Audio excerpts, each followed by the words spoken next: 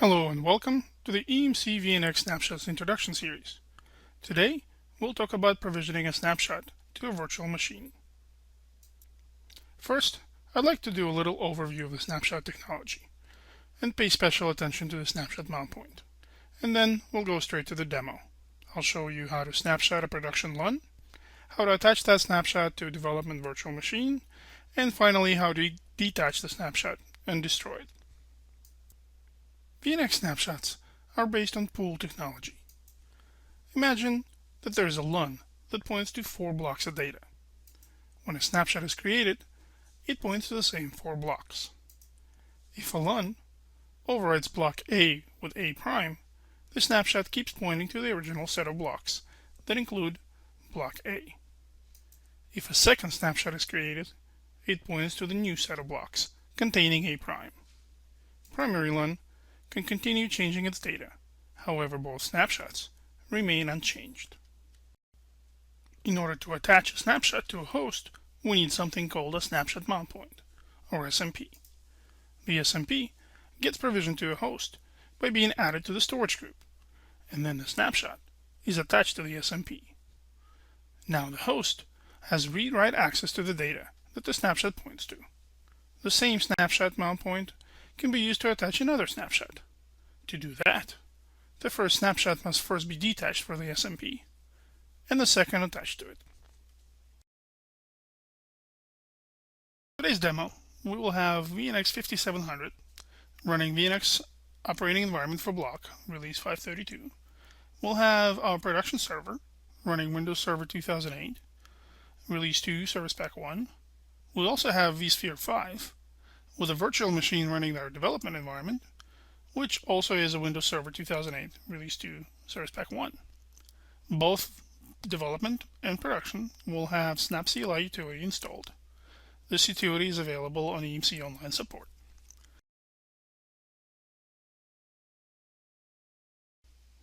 To create a snapshot in Unisphere, let's go to Storage, LUNs, and then select the primary LUN. Once a LUN is selected, we can click the button on the bottom, Create Snap, or we can right-click, select Snapshot, and then the action Create Snapshot. That brings up the window where the default name is a timestamp. Let's change that to Snap1, and then click OK. System confirms snapshot creation, and we're done. We now have a first snapshot. To see a list of snapshots for a given LUN, let's go to Data Protection, select Snapshots, and then LUN Snapshots.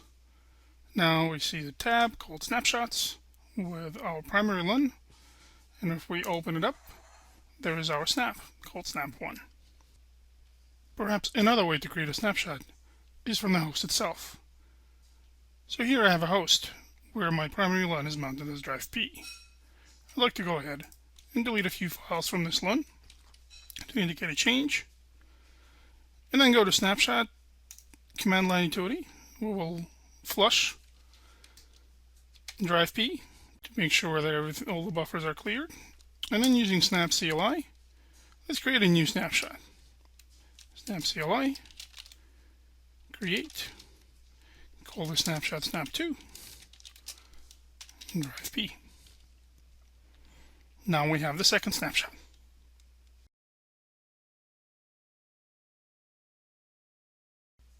In order to attach any one of these two snapshots that we've created, we need a snapshot mount point. To do that, my favorite way is to right-click on the LUN, select Snapshot, and then create Snapshot Mount Point. That brings up a little tiny window where we can define the mount point name. So let's call this mount point VM for virtual machine, MP for mount point. And we will give this mount point to our development server running on the ESX. We will also allow inbound commands from the host to attach snapshot to this mount point. Say OK. And the system says everything is done. If you'd like to validate that this mount point has been properly provisioned, just click on Hosts, host list, select our ESX server, and under Snapshot Mount Point tab, we'll see VM MP. It seems to be provisioned just fine.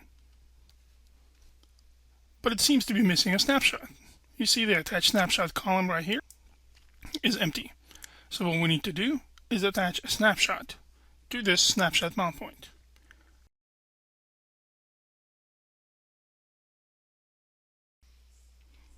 One way to attach a snapshot is to right-click at the mount point right here, and then select Snapshot, click Attach.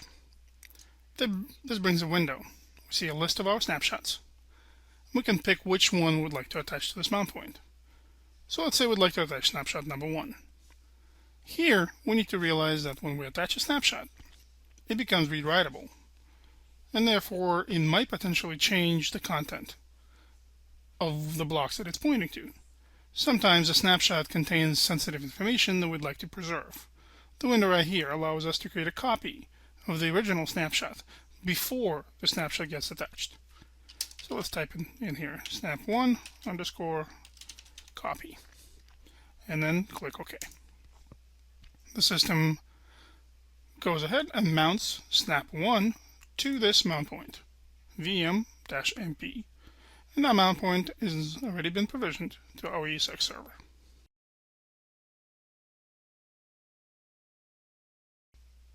Next, we need to make sure that the snapshot mount point is visible inside our ESX server. I have my ESX server on the screen, and before we're going to go on, let's go to Configuration tab, Storage Adapters, and check our Fiber Channel Storage Adapter. Here in the bottom we can see devices, and I have a single device. This is a lab after all, and that device has ID LUN0. We can also check out the paths and see that both paths to the device are active. Now we can actually add the device to the virtual machine. Right-click on Development, hit Adding Settings. We'll be adding a drive, so we'll have a new device. Select Hard Disk. Click Next. It's a row device mapping. Make sure we select the appropriate device. Hit Next. Everything else is pretty much a default. Hit OK. And there we go.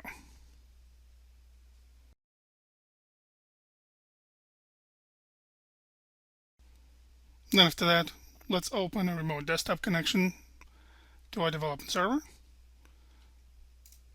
Start Server Manager. This is Windows 2008.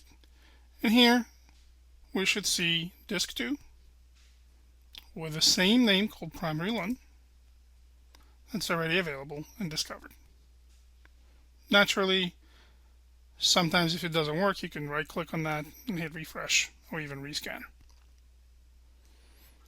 So let's take a look at what's inside that Disk 2. Take a Primary LUN, and if you really remember what happened at the beginning of this video, we deleted these 3 files from the original LUN right after we created snapshot number 1, and they're still here. To emphasize that this snapshot is now in rewritable condition, let's do several things. I'll delete a few files, and I'll also copy a few new files to the snapshot.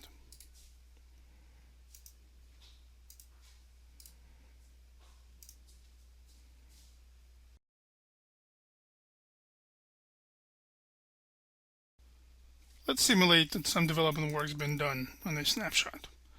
I'll create a new text file, and I'll call it snap1. Now, let's detach this snapshot and attach snap number 2 to the same development box. First, what we really need to do is use snap CLI utility and flush the buffers. Then, using snap CLI, we will detach snap number 1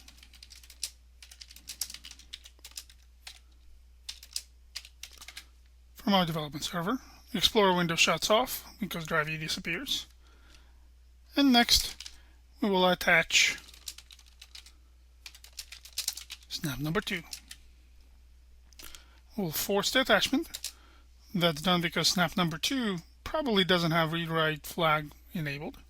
And also we'll turn off the rescan of the drives because we had not provisioned any new SMPs, so the SCSI bus hasn't changed.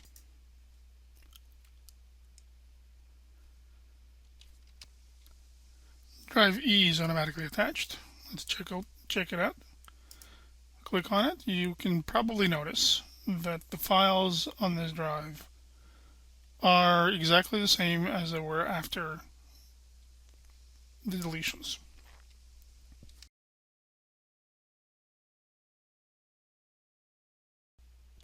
There are several ways to destroy a snapshot. I will show you two. So first, we'll take a look at Unisphere. We'll look inside Snapshots tab. That's under Data Protection. We can select the snapshot. Let's take a look at the copy. And right-click on it, hit Delete. And there we go. The snapshot deletion operation is started successfully. It takes a little time to destroy a snapshot. The system needs to take a look at all the blocks that the snapshot points at and determine whether that block is being used by other snapshots. So deletion does happen a little bit slow. But in this case, it happens really quick. There's only 2 snapshots left. And the other snapshot deletion way is to go to the production host itself. Here at the production host, we'll open the command line window and using snap CLI, destroy snap number 2. And there it is, the snap is destroyed. A quick validation point at the Unisphere. Let's refresh the screen, and only snap number 1 is left. This concludes our video. Thank you very much for your time.